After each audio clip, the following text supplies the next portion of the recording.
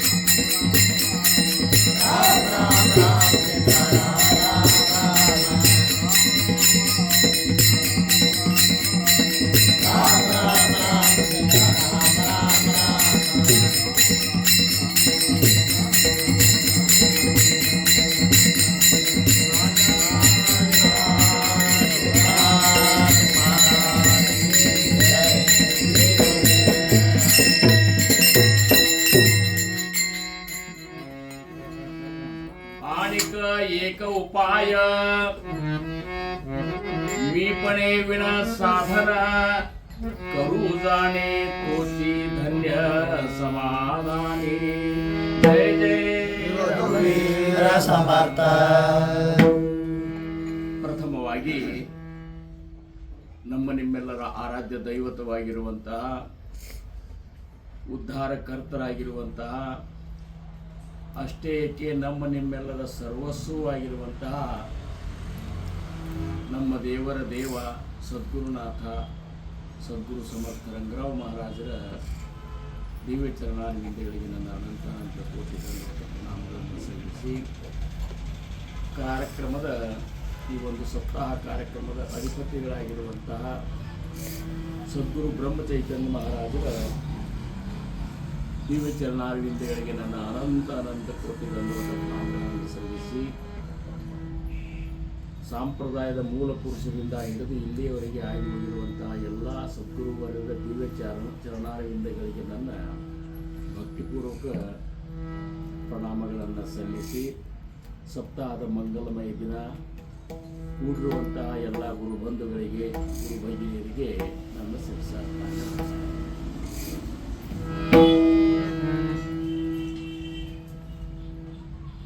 ಮೂಲದಲ್ಲಿ ಪ್ರಥಮದಲ್ಲಿ ಒಂದು ಸಮರ್ಥರ ಒಂದು ದಾಸೋಹದೊಳಗಿನ ಅಂದರೆ 7ನೇ ದಶಕಿನೊಳಗಿನ ಒಂದು ಓವಿಯನ್ನು ನಾವು ಶ್ರವಣ ಮಾಡಿದ್ದೇವೆ. ಬಹಳ ಮಹತ್ವಪೂರ್ಣ ಒಂದು ಓವಿ ಇದು ಅಂಥೇಳಿ ಸದ್ಗುರು ಸಮರ್ಥ ಗಣಪತರಾವ್ ಮಹಾರಾಜರು ತಮ್ಮ 10 ಸೂತ್ರಗಳನ್ನೇನೇ ಬರೆದಾರಲ್ಲ, ಶಿಷ್ಯರಿಗೆ ದಿವಸ ಅನ್ಬೇಕು ಅಂತೇನು ಹೇಳ್ಯಾರಲ್ಲ, ಆ ಸೂತ್ರದ ಪ್ರಥಮ ಒಂದು ಓವಿನೇ ಇದೆ. ಅದು ಮೀಪಣೆ ವಿನ ಸಾಧನ ಕರು ಜಾಣೆ ತೋಚಿ ಧನ್ಯ.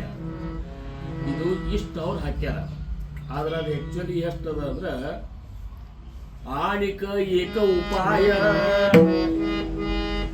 ಮೀಪಣೆ ವಿನ ಸಾಧನ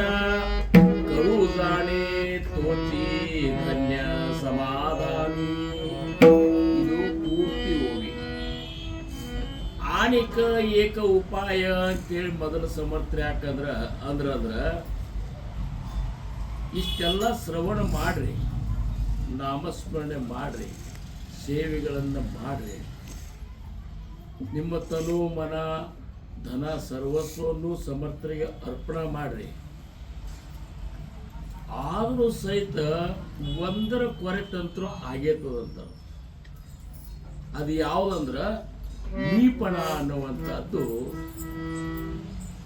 ಎಲ್ಲೆಲ್ಲಿ ಯಾವ ಸಾಧಕರಂತಲ್ಲಿ ಇಷ್ಟೆಲ್ಲ ಮಾಡಿದರೂ ಸಹಿತ ಮೀಪಣ ಹೋಗುವುದಿಲ್ಲ ಅಂತೇಳಿ ಸಮರ್ಥರ ಒಂದು ನಿರ್ಧಾರದ. ನಮಗನ್ನಿಸ್ತದ ನಾವು ಭಯಂಕರ ಮಹಾರಾಜರ ಜೋಡಿ ಇದ್ದೇವ್ರಿ, ನಾವು ಬಹಳಷ್ಟು ಶ್ರವಣ ಮಾಡೇವ್ರಿ, ಬಹಳಷ್ಟು ಸಪ್ತಾಹಗಳಿಗೆ ಹೋಗ್ಯವ್ರಿ, ಬಹಳಷ್ಟು ಕೇಳೇವ್ರಿ, ಏನು ಮಾಡಿದರೂ ಸಹಿತ ಮೀಪಣ ಅನ್ನುವಂಥದ್ದು ಅದು ಹೋಗುವುದಿಲ್ಲ ಅಂತಾರೆ. ಮತ್ತು ಮೀಪಣ ಹೋಗೋ ತನಕ, ಮೀಪಣ ಅಂದ್ರೆ ಏನು, ಅಹಂಕಾರ ಹೋಗೋ ತನಕ ಸಮಾಧಾನ ಸಿಗುವುದು.